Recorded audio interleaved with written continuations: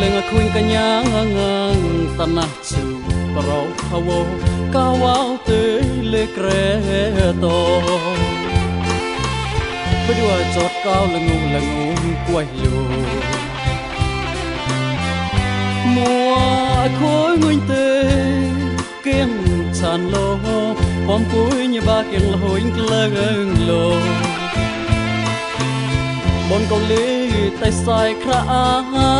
nhìn mùa của mùa xuân khana con cao chọt quay sa đại chan gì quy hòm lô quy cả liền trao nô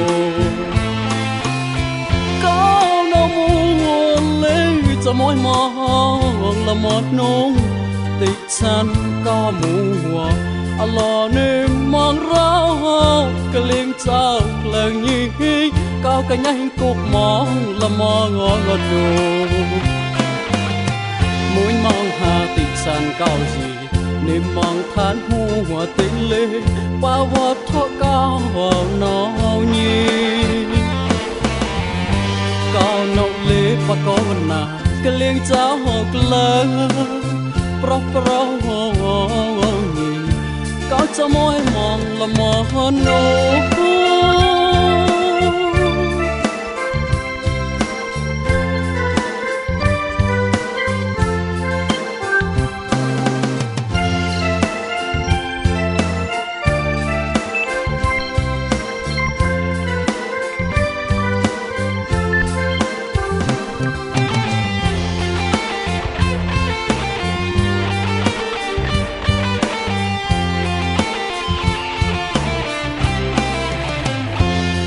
Lenga kuin kanyang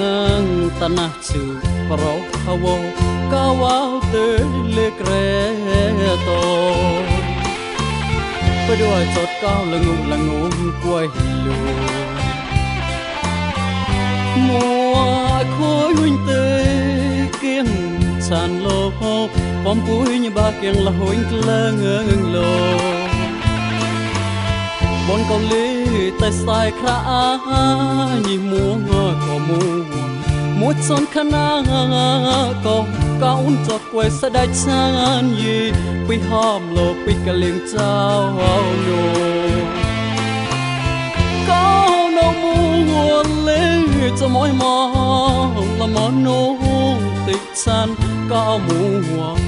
lo nên mong rau cả liền trao lần như cao cả nhanh cục mong là mong ngọt đồ